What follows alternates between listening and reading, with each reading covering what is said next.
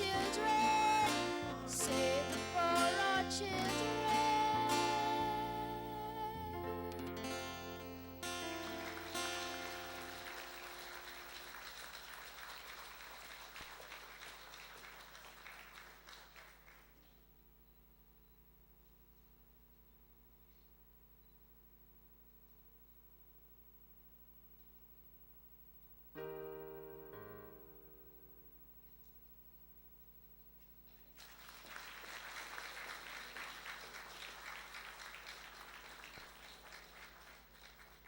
Thank you very much for this beautiful rendition.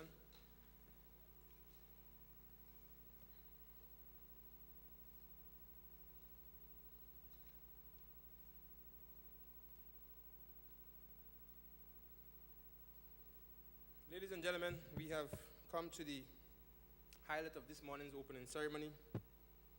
Our keynote address speaker is a man who needs no introduction really. He is well known locally, regionally, and internationally for his work in government and elsewhere. He's a man that has tasted success in almost all of his endeavors, whether in the field of sports, academia, his time in the private sector, and most importantly, his long and distinguished career in government and as leader of this beautiful country. He has served in the Parliament of Grenada for almost 30 years, and he's again at the helm of leadership during this period of great challenges and unprecedented opportunities. He's also a trained statistician and has always advocated the need for better statistics for policy making and addressing the needs of citizens. At this time, brothers and gentlemen, I want you to join me in welcoming to the podium to deliver the keynote address and to declare this forum open, Dr. the Right Honorable Keith Mitchell, Prime Minister and Minister of Finance, Grenada.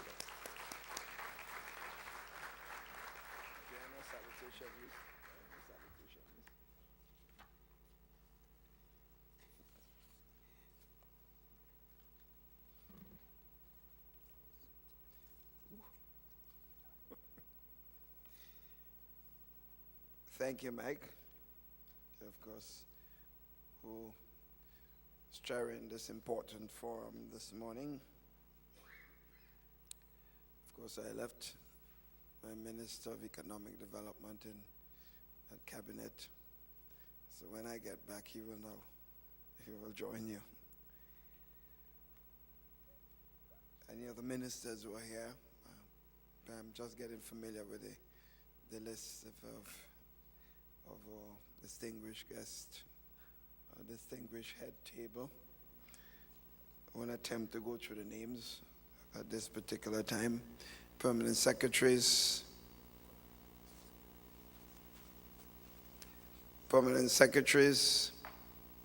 distinguished members in the field of this important area of responsibilities, members of the press, my dear sisters and brothers all. I just want to apologize for not being able to join you for the entire morning's proceeding, simply because today's cabinet, and of course I had to start off the cabinet session and then join you here and get back to business in these challenging times faced by my country. I therefore want to take this opportunity to warmly welcome all of you to this important session here this morning in this special country called Pure Grenada, Isle of Spice. This forum, my dear sisters and brothers,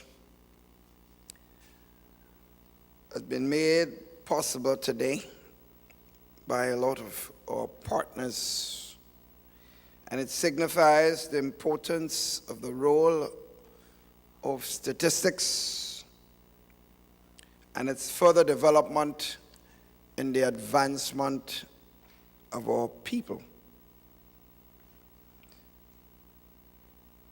As a person trained in this field myself, I do feel a heightened sense of responsibility to ensure that we can raise the bar of this important variable in the development of our country. In fact, my good friend a short while ago indicated to me, we want you to position statistics on the development agenda of the region as you did with ICT. I gladly accept that responsibility in the remaining time that I have to serve at this particular level, and it's not too long.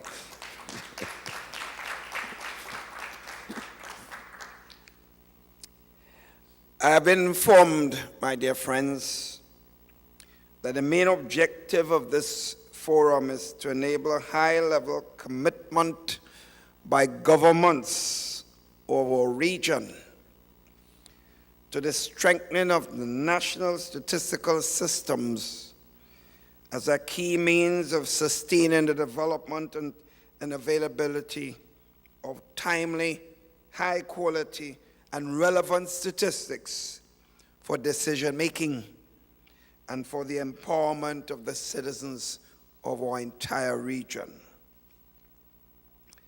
I therefore wish to acknowledge the efforts of the CARICOM Secretariat in initiating this forum, which will provide an excellent opportunity for high-level government officials to grasp a fuller understanding of the state of statistical development in our region and consider how our collective action can overcome some of the key challenges being currently experienced. The efforts of the Statistical Office here in Grenada, led by Mr. Brazan, and the CARICOM Secretariat, led by Dr. Harrison, to organize this forum ought to be highly commended, and they deserve a hearty round of applause for this effort.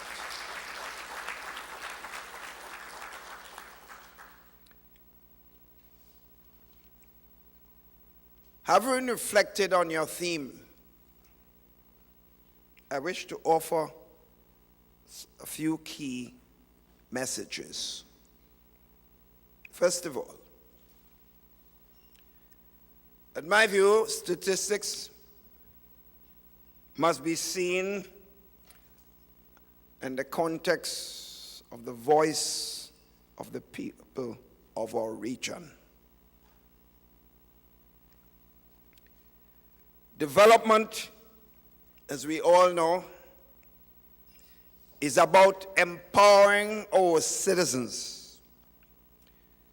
whether it is through education and skills development or healthcare or any other social variables.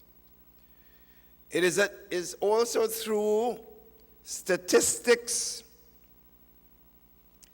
that we inform about their reality and the results of actions taken by the people or government.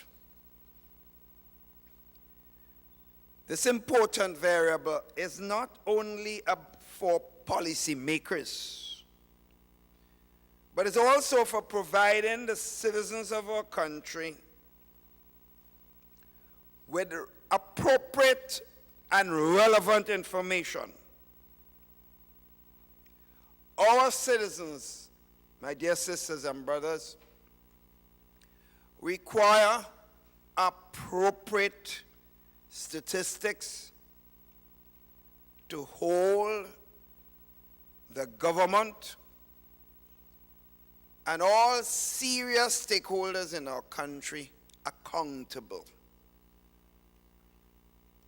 Therefore, the role of statistics in development should not be seen as only for governments to monitor, but also to drive the development outcomes that statistics measure through the voices of the people of our region.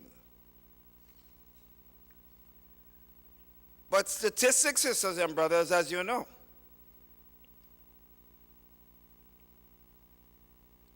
must be appropriate. Because if the data upon which statistical conclusions are made are in fact not accurate, then the conclusion means nothing at all. It can only be fooling people.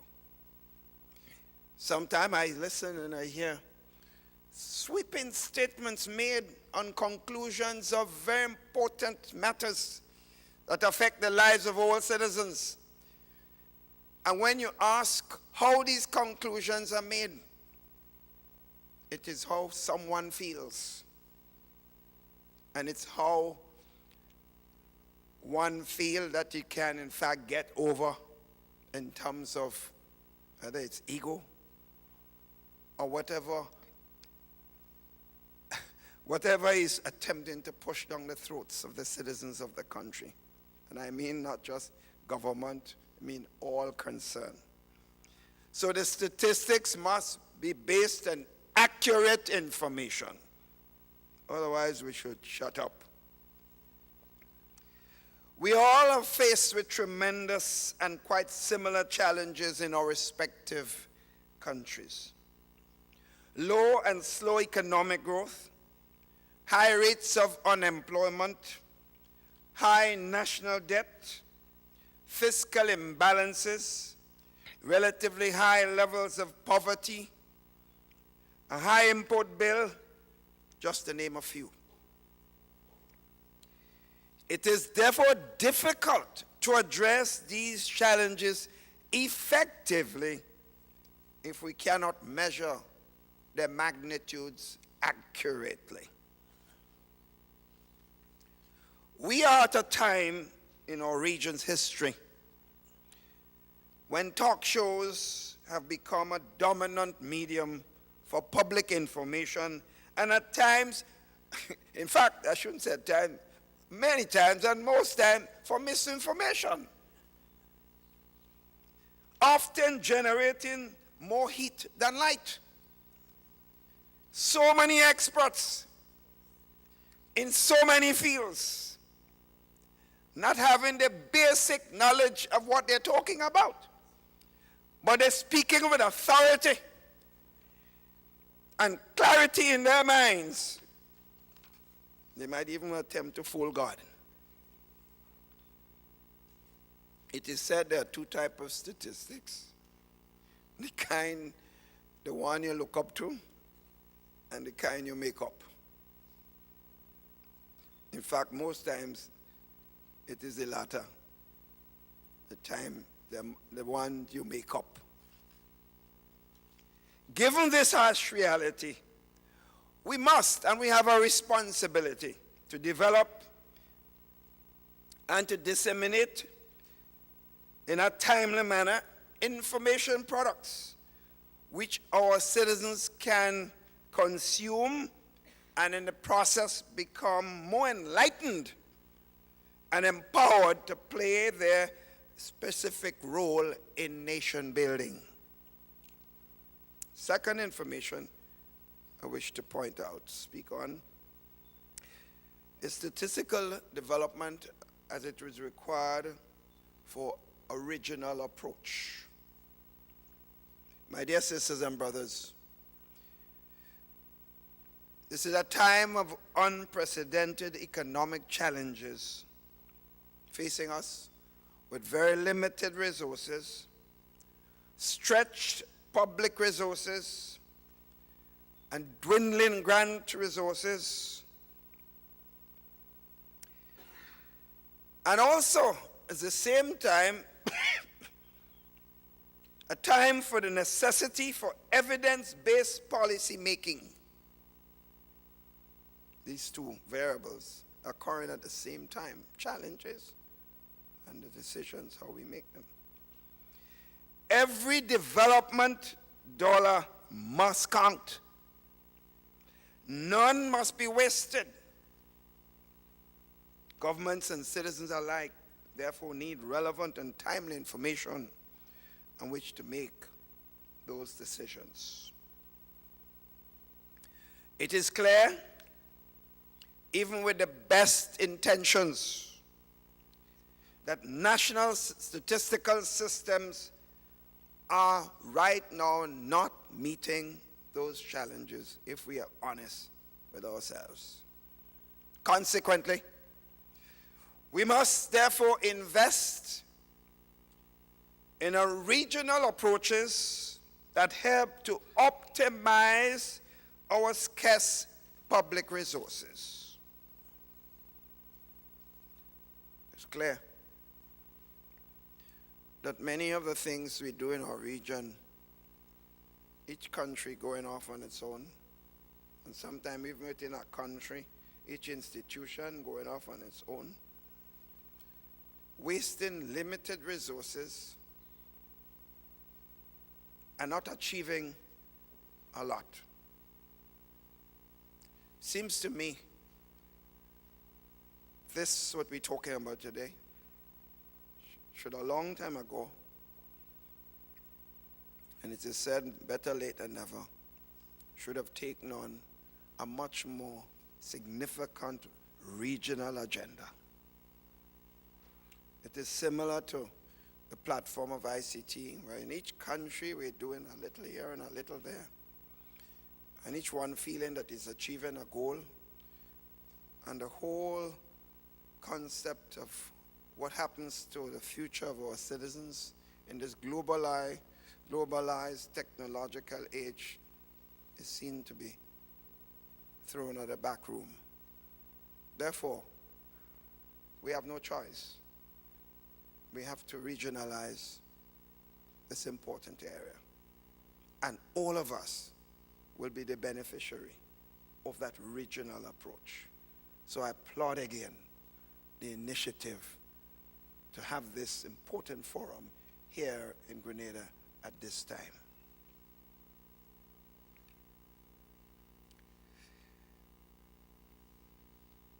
I'm also pleased that part of the focus of this meeting is to ensure the regional statistical work program is aligned with strategical objectives currently being pursued by countries. I want to encourage you to continue along this path, as this approach will allow us to build on each other's strengths and tap into the regional support and guidance needed for successful execution of our strategies. My third key message is about the data revolution, as I see it, must be empowered by ICT. The third message. Sisters and brothers, as we chart the way forward for this important instrument, through the design of our various strategies for development, I want to impress on all of us the potency of information and communication technology in helping us to move forward quickly and more effectively. To create the data revolution that we desire, ICT must be the engine.